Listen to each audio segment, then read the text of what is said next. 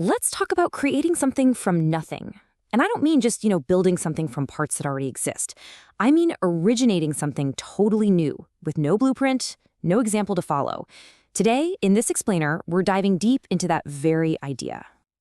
It's one of those huge questions, right? How does something come from nothing?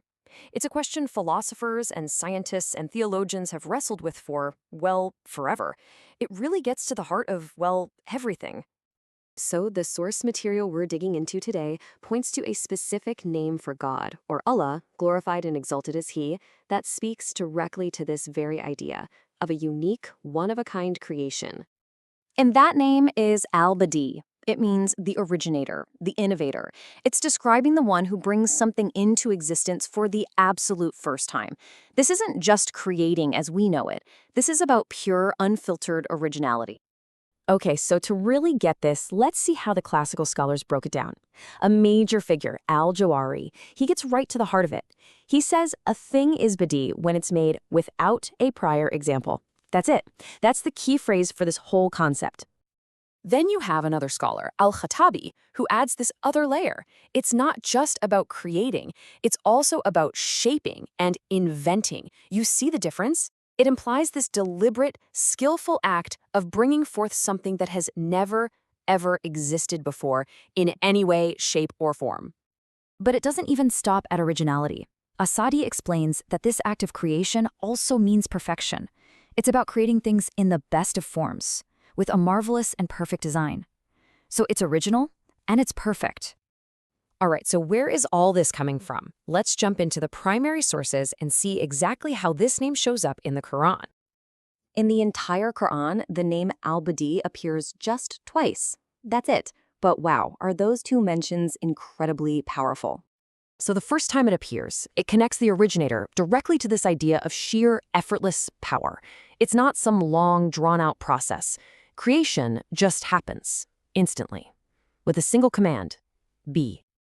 The second time we see it, the concept is used to make a really important theological point about God's oneness. The logic here is pretty straightforward. If God is the originator of everything and needed no partner or precedent to create the universe, then the idea that he would need a spouse to have a child just doesn't add up. Okay, and this is where it gets really cool. This is where the whole concept goes from being abstract to being something you can literally see and touch. The sources connect this divine name to actual, observable signs of the originator all around us. Let's start with the earth itself. This verse from the Quran points to a sign that is so simple, but at the same time so unbelievably profound. Think about it. This perfectly illustrates al-Badr.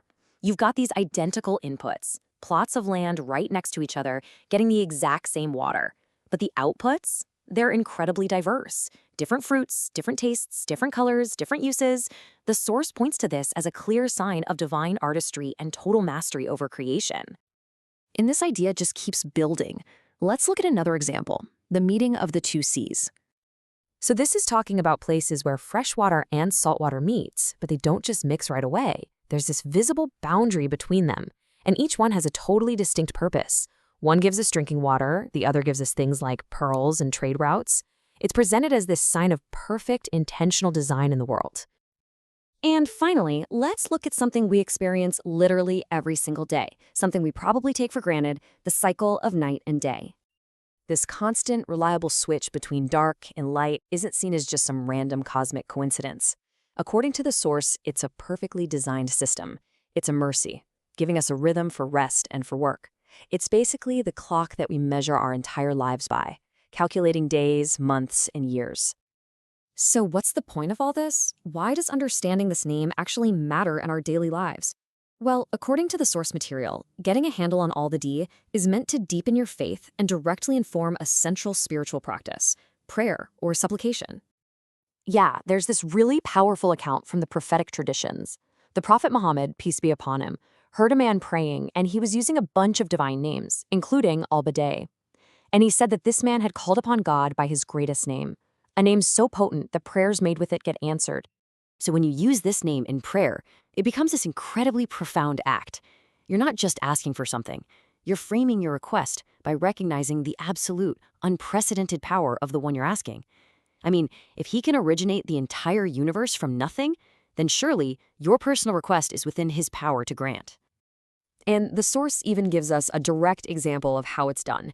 This prayer connects the sheer vastness of being the originator of the heavens and the earth to a deeply personal need for forgiveness. It shows exactly how you can apply this belief in a real, tangible way. So when you boil it all down, this one single divine name, Al-Badee, it opens up an entire worldview. It's a view where the universe isn't some accident, but an original, perfectly designed work of art. And within that masterpiece, it suggests a direct, personal connection to its originator is always, always possible.